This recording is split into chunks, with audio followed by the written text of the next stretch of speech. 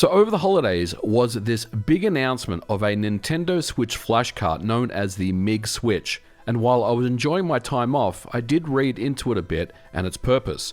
Now, according to the website, the MIG Switch is the only backup and development device for all Nintendo Switch consoles, regardless of their version, firmware type, that does not require any installation or modification of the console. Simply plug and play.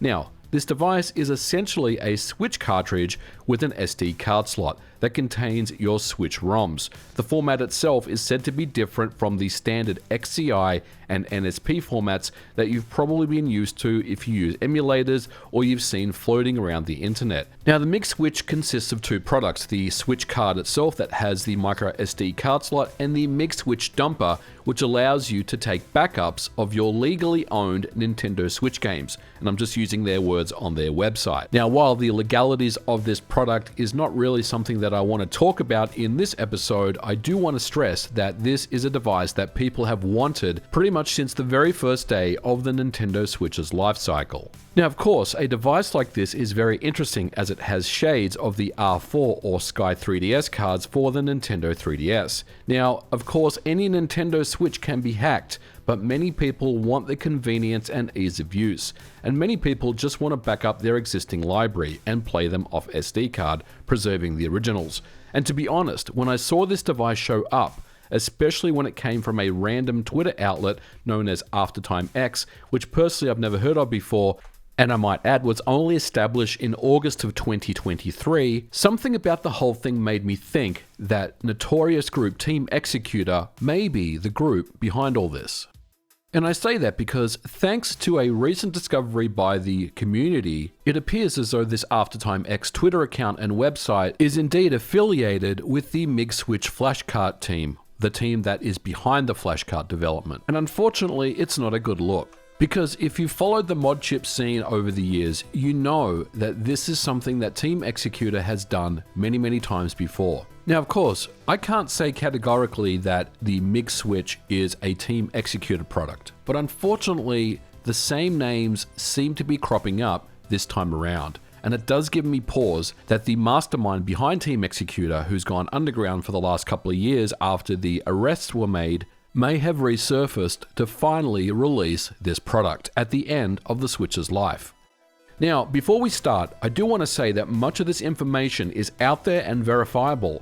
However, some of it is speculation based on information that I've been told, and some of it is just my opinion based on my history of covering the mod chip and console scenes for years. The MIG Switch chip has yet to be released, and while we have a website, a video, and a Twitter account promoting the product, we don't know what the device is until we get it in hand. What is interesting, however, is exactly how Nintendo will respond, and you can bet that they will respond. And I would guess that there is going to be many a Switch device that is about to be banned. Again, based on current information that I've been informed about, we still don't have the device on hand. So let's kind of talk about how this device actually works and why it's being announced now. Back in 2021, you might remember the Giga Leak. Most people remember reading stories about how Luigi ended up being in Super Mario 64 and various other SNES and Nintendo 64 assets, prototypes, and interesting discoveries. But one of the files in the leak was lesser known, and it was called datasheet.7z.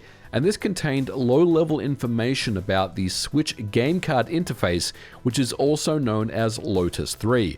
GigaLeak contained hardware specifications for the chip that allowed the Switch to read their custom game card format. The ASIC that's inside the hardware basically bridges the gap between the console and the cartridge itself. Now, I don't want to get too technical here because, first of all, I'm not a hardware expert, and second of all, it's not really that important to the story. However, what is important here is that the Lotus 3 chip was decapped back in 2021. This process would then help to obtain the secret hardware keys used for communication and to decrypt the game card certificates. Now, I should stop here real quick and note that every single physical Switch game cartridge contains its own unique certificate. Now, if I was to speculate, the MIG Switch Flash Cart would use an FPGA chip inside of it, just like the R4 Gold does on the 3DS, and it reproduces the game cartridge chip which is built inside the cartridge, and it will effectively just mask or emulate the physical Switch cartridge functionality. Now, each Nintendo Switch cartridge is uniquely encrypted, as we said, and this is done to track games. So for example, if you buy a physical Switch game and redeem its coins, then this is obviously tracked, so you can't redeem coins on a different device. So the TLDR here is that there should only ever be one game card with a given serial number or certificate. So if the scenario occurs where two of the same game with the same serial numbers are seen online and detected by Nintendo, the game card serial can then be blocked, rendering the physical game unusable, and the console itself could be banned. So if you do own a MIG Switch and a dumper, or if you're looking at getting one, you can probably get away with backing up your own library, assuming that you don't sell your games. But the moment Nintendo detects two of the same game with the same certificate, that's where I suspect Nintendo will step in. Now, according to the Aftertime X Twitter post, they said after reviewing the website, it seems that the backup ROMs that are currently floating around out there on the internet are not supported. They're referring to the XCI format, of course, as the format that the MIG Switch uses is slightly different. We don't understand all the technical reasons behind this change, but you can be sure that scene release groups won't take long to make compatible repacks available to the piracy masses out there, as the instructions published on their website are clear, so it seems to be a very simple process. Now, this contradicts information that was presented by Michael Cyrez that confirmed that Nintendo was banning game cart certificates as far back as 2018, and it's understood that the Lotus 3 chip can also be updated via firmware. Okay, so we've said a lot about the device, but how do we know that Team Xecuter is allegedly involved with this product? Now, to be very clear, at this time, there is no real direct connection to Team Xecuter, as far as there is no Team Xecuter branding on this product, even though that would be a very silly thing to do given their recent court case with Nintendo. But somehow, one particular name keeps cropping up, and that name is Gary Bowser, who was a member of Team Xecuter and is best known for promoting Team Xecuter products on hosted websites such as maxconsole.com. That is until the Department of Justice seized the website and took it down.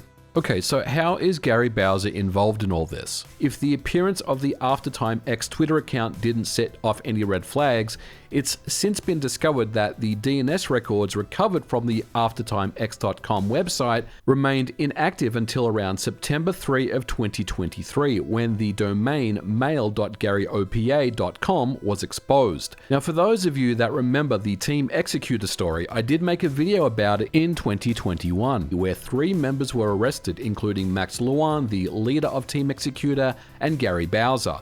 Now, Max Luan is the leader of the group, but he was never extradited to the US to be tried. However, Gary Bowser, who goes by the online alias Gary OPA, was sentenced and spent 40 months in prison before ultimately being released in early 2023. And of course, this is the alleged connection to Team Xecuter, and one that is not a good look. Now, Gary himself tried to distance himself from the discovery and claimed it was nothing more than a DNS poisoning attack, but he did not deny it, which I think is quite telling. Gary Bowser was an admin for various websites over the years, such as Xbox Scene, maxconsole.com, and more recently GBA Temp promoting SXOS products, just to name a few, so it's no real surprise that his name once again is behind all this.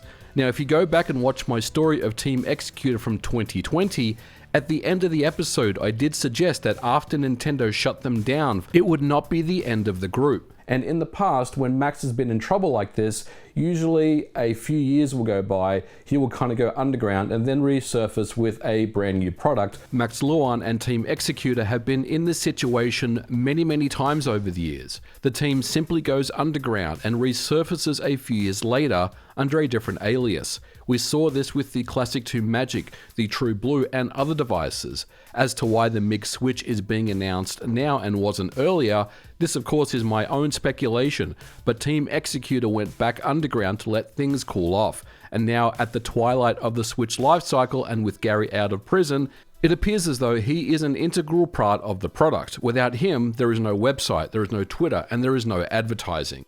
Now, to see his name being involved in this all over again really just tells me that nothing has been learnt here. Gary set up a GoFundMe page to kind of rebuild his life after he got out of prison, and I was someone that was happy to help. I donated money to the cause, and I wished him well. I really, felt like he got a really rough deal by Nintendo. But if I was Gary Bowser right now, I would be taking this opportunity to say to myself, get the fuck out of this situation while you can. This is a warning. This specific rest of the people that you associate with, and really focus on rebuilding your life. It's the only way that you can move forward, because I don't think Nintendo is going to mess around with this. Even though we are at the end of the Nintendo Switch's life cycle, we don't know anything about the next system. If the next system has a legacy cartridge slot that also has a Lotus 3 ASIC inside of it, then already that's going to be the first thing that hackers are going to start targeting to try to exploit the device. But those are just my thoughts and opinions. Look, it's great to be back in 2024 making content for you guys. This was not actually the first video that I had lined up for the new year, but I did want to talk about it because it is something that a lot of people have been asking me to take a look at and cover on the channel, and I thought it would be a good way to get back into the groove with a video of this nature. Let me know your thoughts in the comments below. Thank you guys so much for watching, and we'll catch you guys in the next episode. Bye for now.